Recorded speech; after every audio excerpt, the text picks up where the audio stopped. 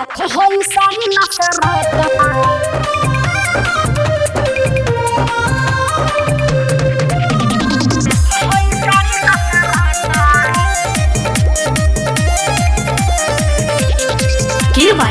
Recording studio Delhi. मन बना देवा रूप बुझाता देखो होई साड़ी लसराता। अरे मन जाए देवा की लसराता मन बना देवा रूप बुझाता देखो होई साड़ी लसराता।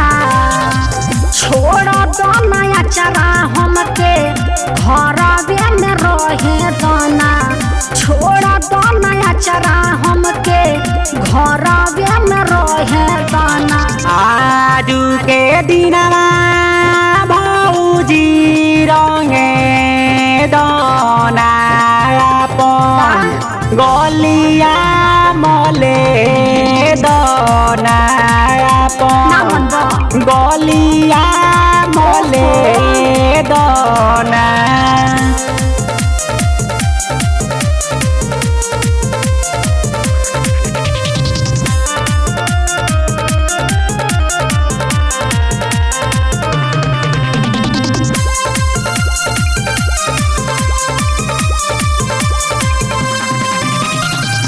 पूरा माटी खेला बना हम कहता आज हो सभे बाटे घरे हमारा लागत आवेला जो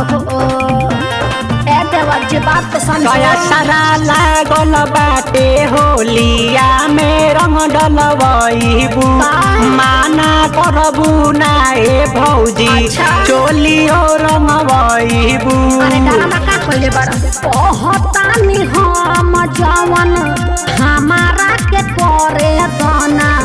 कहतानी हम जवन हमारा के करे दाना।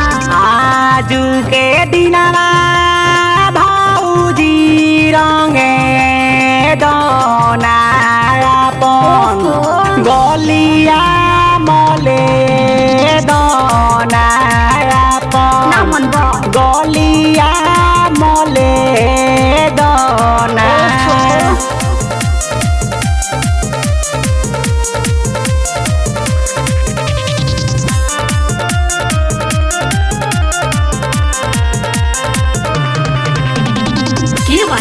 Recording studio Delhi. रंगल हमार तू गोरे गोरे गाल हो सोनू विजेंद्र हम गाड़ी देहब काल हो बुझल एकरा नशा न पड़। राइटर पुनित कहे भौजी हमार मन जनी तू रहो। अच्छा। हई देवरन के टोली से तू दिल जोड़ा। अरे जाए छी छोड़ा लोग लेके धनंजय भंडारी छोड़ा एशिया के लहरे दाना। धनंजय भंडारी छोड़ा एशिया के लहरे दाना। आजू के दिनवा भौजी रंगे दाना अपन गलिया मले दाना अपन गलिया मले दाना। अरे साझी खना के रंग पे बुझल।